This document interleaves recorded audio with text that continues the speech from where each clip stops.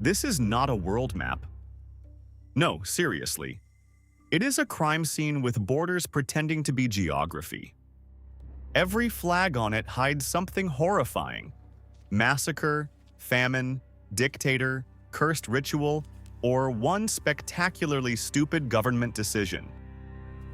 And somewhere on this map is your country, waiting quietly like a surprise nightmare with a passport stamp.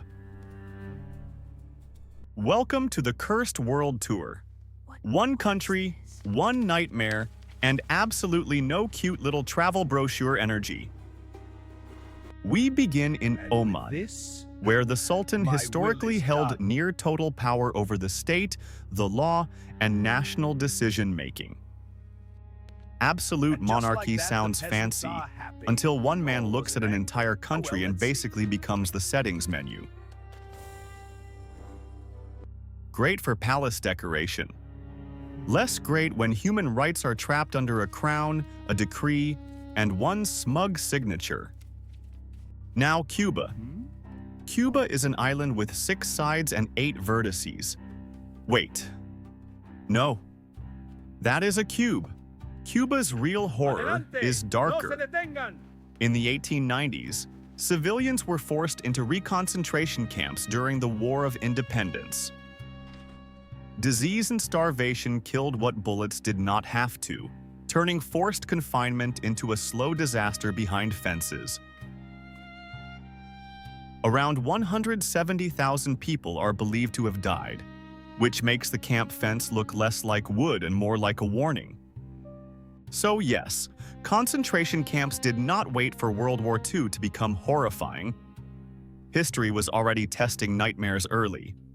History was basically beta testing nightmares, with paperwork, fences, hunger, and officials discovering just how awful systems could become. Next stop, Qatar. Futuristic skyline, shiny towers, and laws that can turn victimhood into a legal trap. In some cases, women reporting sexual violence have risked being accused of extramarital relations themselves. That is not justice.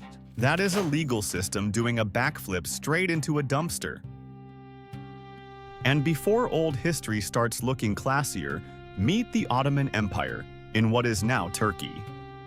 Sultan Mehmed II formally legalized fratricide, a polite academic word for royal brother deletion. If your brother might challenge your throne, removing him from the family group chat permanently became a royal career strategy. Medieval succession was basically Thanksgiving dinner, except every relative arrived smiling politely while hiding an assassin somewhere near dessert. Now Ghana, where long before European colonization, slavery already played a major role in several West African economies. That does not make colonial slavery less monstrous. It simply reminds us exploitation had older local engines too. Humans, when handed power and profit, have always been disturbingly creative at inventing unpaid labor. It was not fine. Simple sentence. Important sentence. Then Mexico arrives with Xolotl, a dog-headed god believed to guide souls through the underworld, which sounds adorable for about 2 seconds, until the afterlife starts looking less like mythology and more like pet paperwork.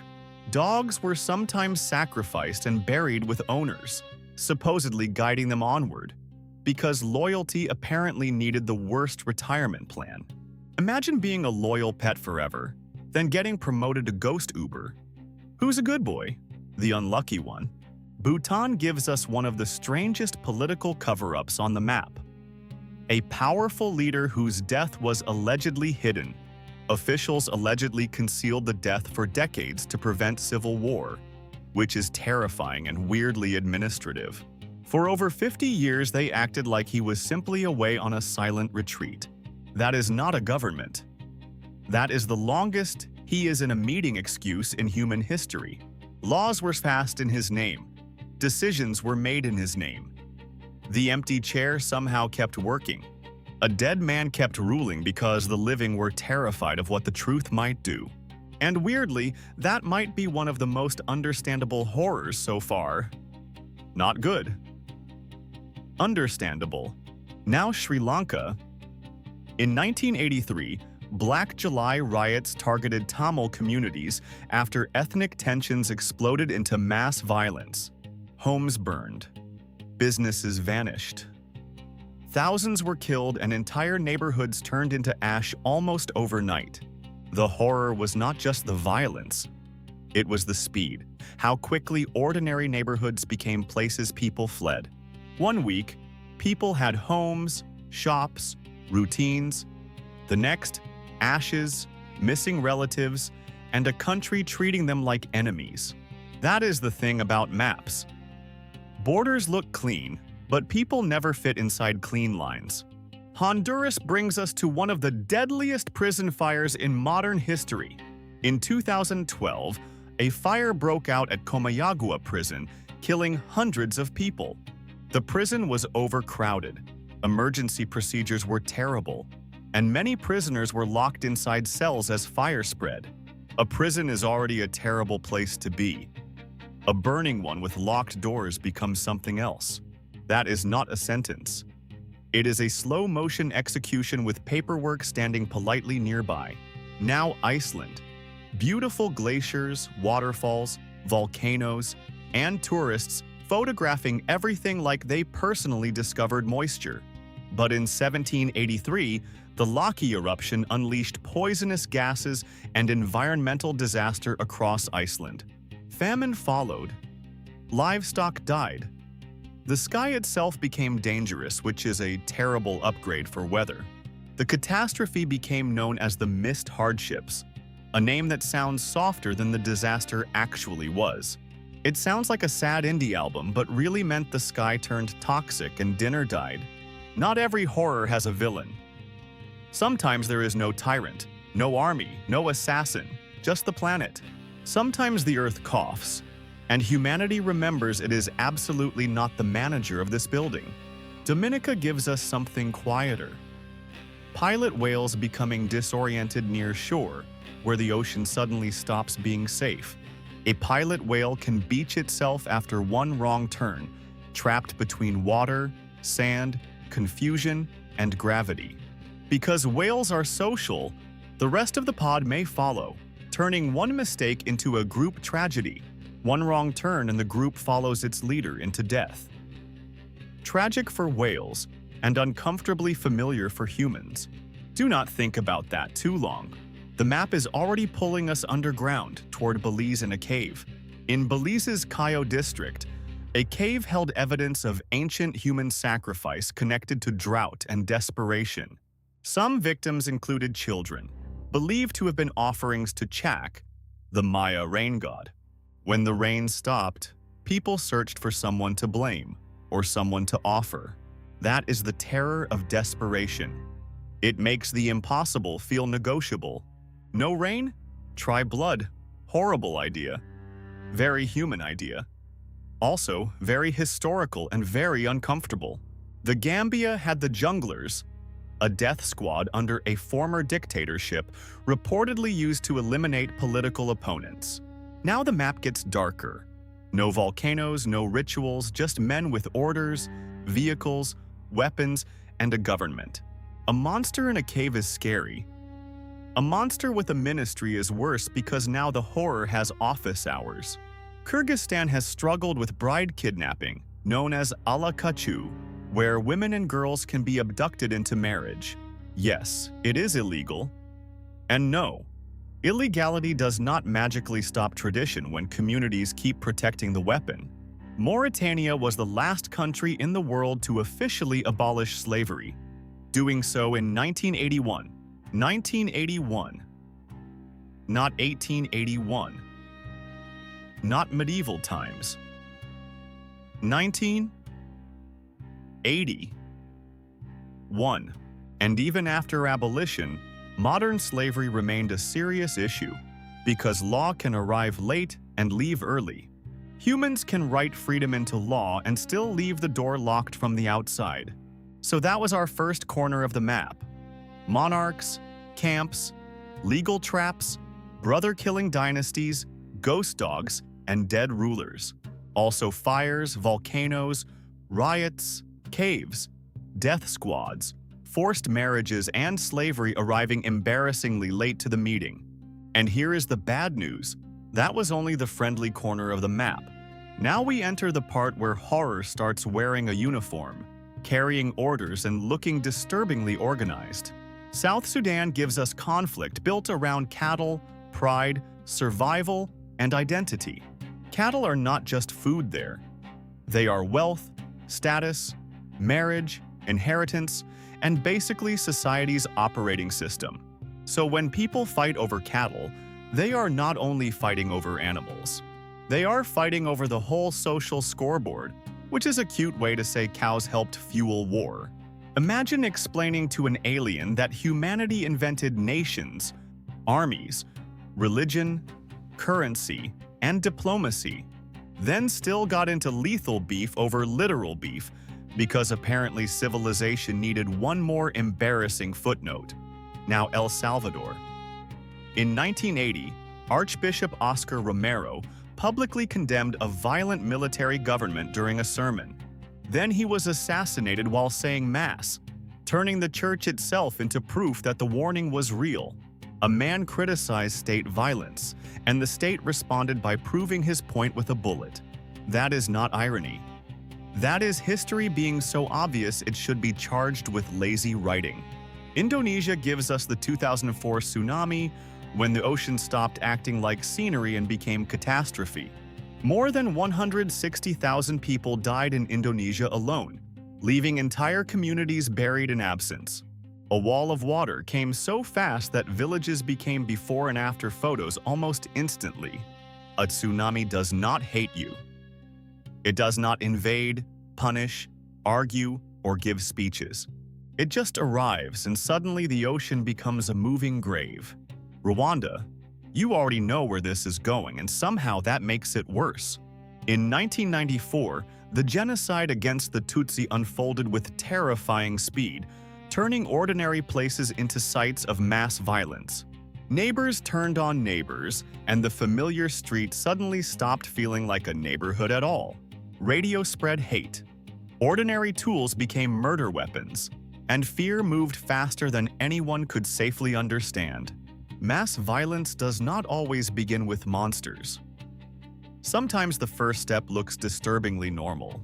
Sometimes it begins with paperwork, propaganda, fear, and normal people being told cruelty is patriotic. Pause there, because that sentence comes back later, wearing a different uniform and holding different paperwork. Cape Verde had famines so severe that people were forced to eat roots, grass, and rotten animal feed. Famine is one of the quietest horrors. No explosion, no villain entering the room, no dramatic music. Just a body realizing tomorrow has no food in it either. And the silence somehow gets louder. Ecuador takes us into ritual horror. The Shuar people were known for shrinking the heads of enemies, called sansa. The skin was removed, treated, and reduced until the head became small enough to hold. The belief was that this could trap spiritual power, which makes the object more than just disturbing. It is one of those facts that makes museums feel like buildings whispering, "Do not ask how this got here." Now Armenia. Armenian history carries massacres, deportations, and genocide across generations. That kind of national memory does not sit quietly in textbooks, behaving politely on a shelf. It follows families, enters names, changes dinner table stories, and quietly rewrites what survival means. Some countries have monuments because something happened and people needed a place to remember. Others have monuments because something almost erased them, and survival itself became the monument. Suriname takes us into Dutch colonial brutality, where the postcard version of history suddenly stops smiling. The Dutch are often marketed as bicycles, canals, tulips, and suspiciously calm people eating tiny pancakes. Colonial history is a very different brochure, especially when plantation ledgers start replacing flowers. Enslaved Africans in Suriname faced extreme violence, forced labor, and punishments so cruel the records feel like a basement. That is the trick with cute national branding. One hand sells flowers while the other hides a plantation ledger. Barbados. Beautiful island, blue water, white sand, sugar, and there it is. Sugar sounds sweet until you remember how many enslaved people were worked to death producing it. In the 1700s, sugar mills were death traps, where exhausted workers could fall into boiling cauldrons. That sentence should not exist. But it does, and suddenly sweetener becomes one of the ugliest words in the room. Mozambique had a civil war lasting over 15 years, killing around 1 million people and scarring the country deeply. Cold War politics, ideology, power, and civilian suffering tangled together until the map looked less like countries.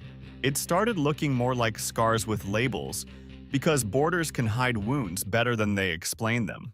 Peru gives us modern horror. In the 1990s, mass sterilization programs under President Alberto Fujimori targeted vulnerable communities. Hundreds of thousands of mostly poor and indigenous people were affected, and many did not give proper informed consent.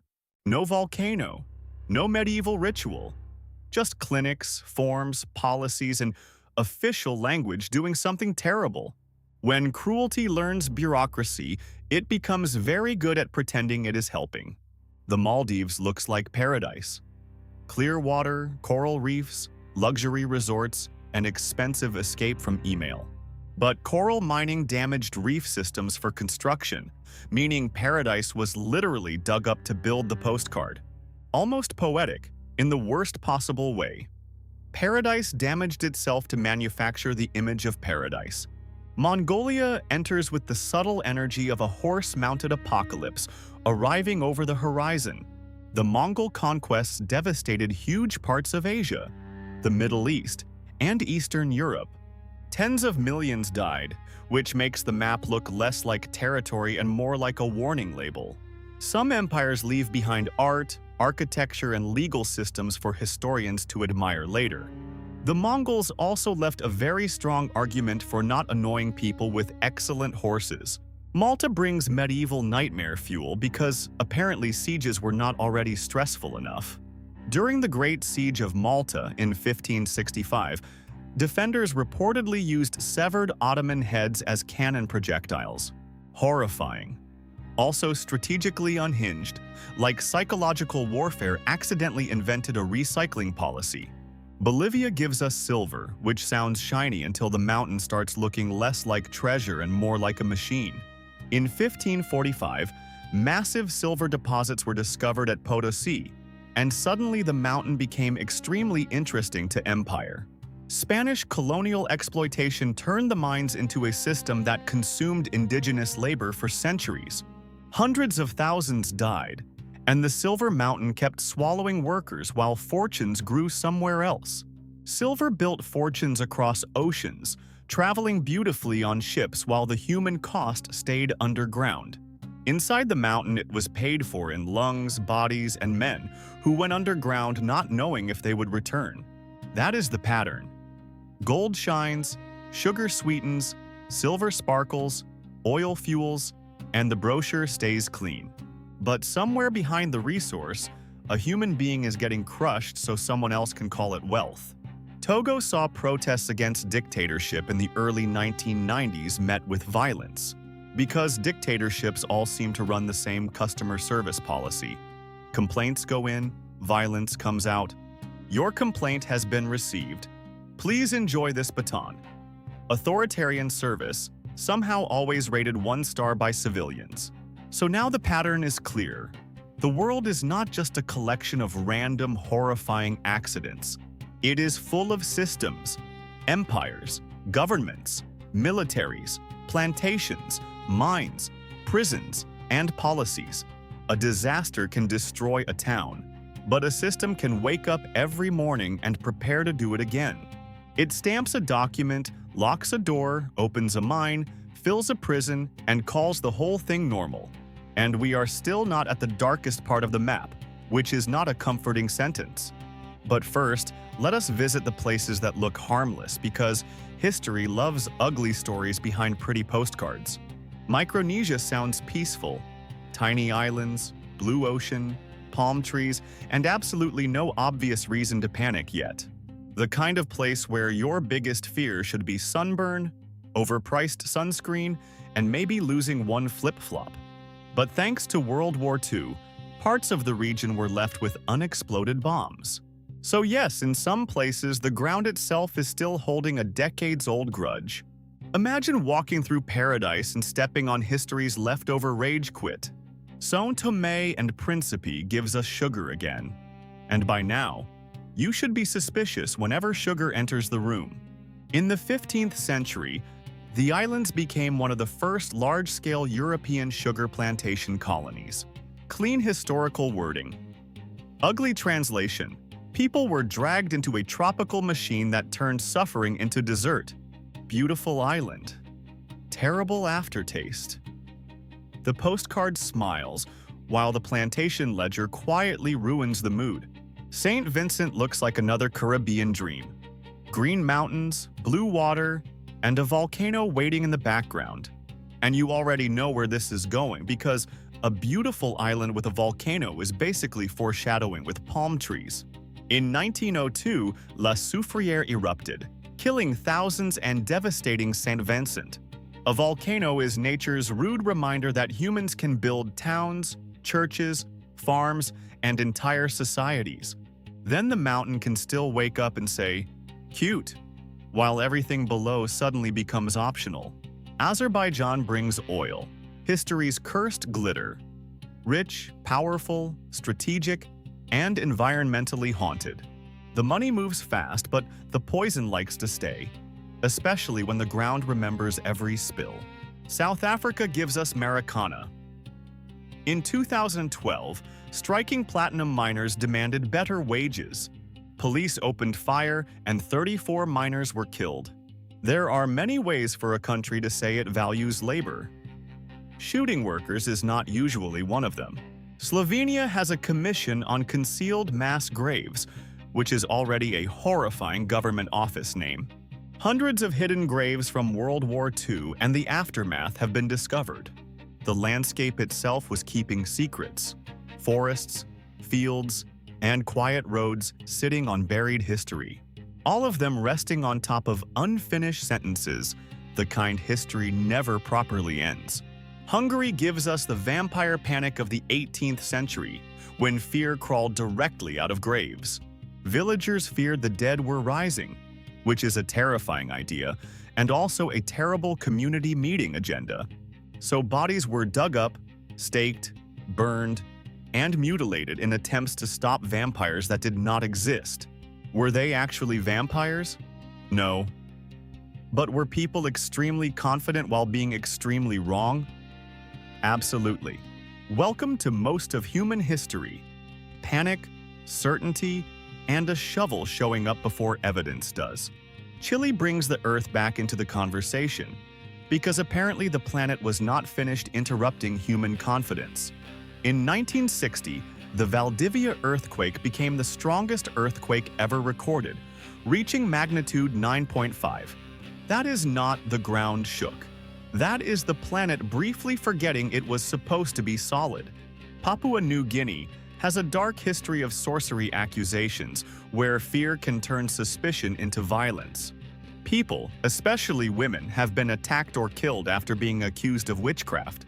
When a community cannot explain sickness, death, or bad luck, fear can become hungry for a target.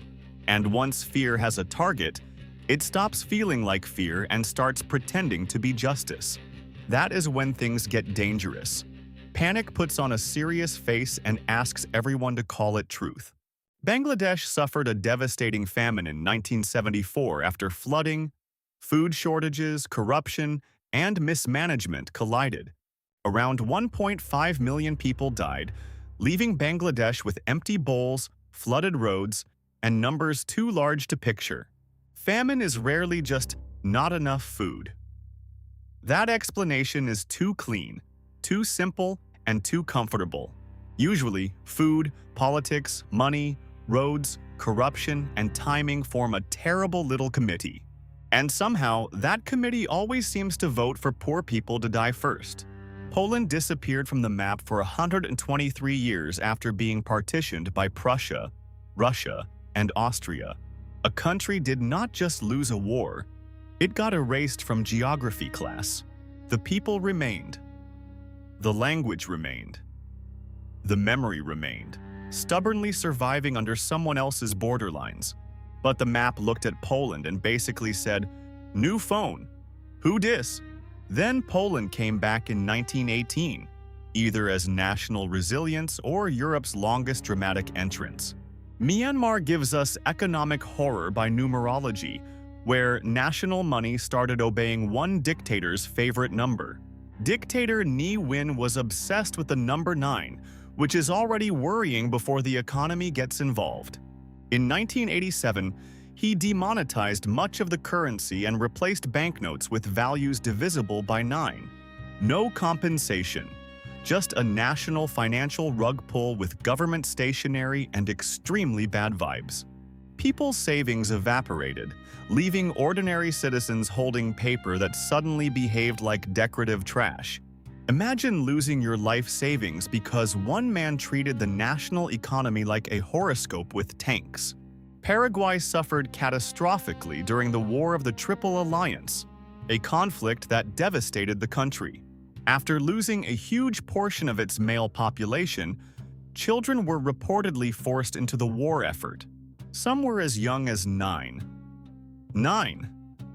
At that age, you should be losing baby teeth, not marching toward artillery. Saudi Arabia gives us Flight 163, one of aviation history's most horrifying disasters. In 1980, the plane caught fire shortly after takeoff and still managed to return to the airport. That sounds like the good ending. Fire, panic, emergency landing, and everyone finally gets out. It was not the good ending. The aircraft was not evacuated in time, and all 301 people on board died. Sometimes the horror is not failing to escape disaster. It is escaping the first disaster, then being trapped by the second one. Now the Vatican, tiny country, huge shadow. In 1252, Pope Innocent IV authorized torture during interrogations of suspected heretics, as long as it supposedly did not cause death or permanent injury. Amazing medieval legal branding. Torture, but wrapped in official rules so everyone could pretend the paperwork made it civilized. "We are not monsters," they said, while inventing rules for how much agony was technically acceptable. And that is the midpoint lesson, where the map stops looking funny and starts looking professionally haunted. Do not trust the postcard. Do not trust the tiny country. Do not trust the rich country. Do not trust the holy country. Every flag has a basement, and some basements have paperwork. North Korea gives us one of the coldest ideas on the list: punishment that does not stop with you. In some cases, political punishment has extended across families. One person's crime becomes a curse passed through parents, children, and relatives. That is not justice. That is punishment, putting on a government badge and pretending cruelty became policy by accident. That is a government staring at a family tree and saying, "Nice, we'll punish the whole forest." Brazil brings us mental hospitals and hydrotherapy, where the word treatment starts sounding calm before history opens the door. Hydrotherapy sounds like a spa day. Warm water, soft towels, maybe someone pretending cucumber slices are medical science. In practice, some patients were restrained in water or wrapped in freezing wet sheets until their bodies collapsed. History can take a word like therapy and hide a horror movie inside it.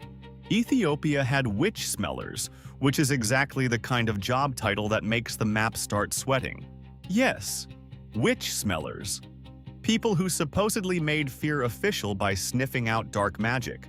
Before we laugh too hard, remember, societies love inventing official-sounding jobs for fear. Witchfinder, heretic hunter, enemy of the people, national threat. Different costume, same trick. fear just keeps changing uniforms. Vietnam gives us something older than the war footage everyone jumps to when the country appears on screen. During the Nguyen dynasty, animal duels were staged for spectacle because apparently ordinary politics was not noisy enough. Not the darkest fact on the list, obviously, but extremely on-brand for humanity's bad idea department. Humans looked at animals and thought, you know what this needs? Gambling, screaming, and probably snacks. Argentina had the yellow fever outbreak of 1871, when Buenos Aires became a city of funerals. At the peak, hundreds died in a single day, turning ordinary streets into routes between homes and graves. Disease does something war does not. It makes every handshake suspicious, every street quiet, every neighbor a possible ghost. By morning, the city feels haunted not by monsters but by coughs, silence, and doors that stopped opening. Thailand had sacred tattoos believed by some soldiers to protect them from blades or bullets. And honestly, that is heartbreaking, because under the superstition is a very human wish. Please let something protect me. A symbol, a prayer, ink under skin, anything. Then the bullet arrives and belief has to meet physics.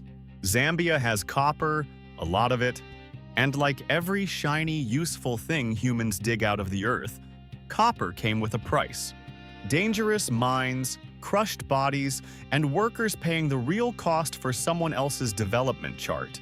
The copper leaves clean and useful, while the human damage stays underground. At this point, the map has a rule. If something sparkles, burns, fuels, sweetens, or builds an empire, look for the people buried underneath it.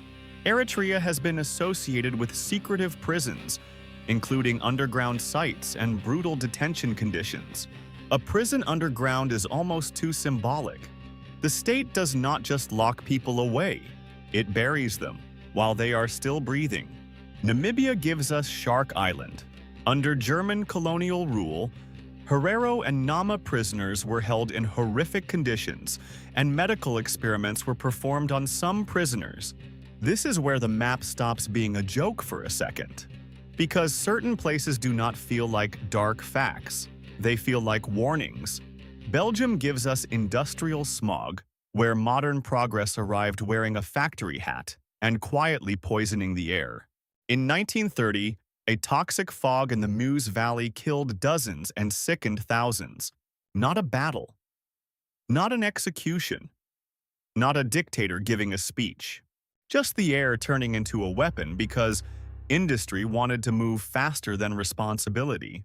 Jamaica had Port Royal, the famous pirate city, partially swallowed by an earthquake in 1692. Two-thirds of the city sank or was destroyed, which is impressively dramatic even by cursed map standards. Basically, the Earth looked at a pirate town and said, "Cool, mine now." The Philippines gives us the execution of 3 priests, falsely accused of mutiny in 1872. Their deaths helped fuel nationalist anger, because sometimes killing people to silence a movement creates martyrs instead. History enjoys backfiring. The Marshall Islands were used for nuclear testing. Tiny islands in a massive ocean became laboratories for weapons powerful enough to make the sky look broken. Imagine your homeland being treated like an empty room because powerful people far away needed somewhere for the explosion to happen. Nepal gives us a royal massacre. In 2001, Crown Prince Dipendra killed several members of the royal family, then himself. He was technically king while in a coma for 3 days. That is not succession. That is a Shakespeare play falling down the stairs with a rifle.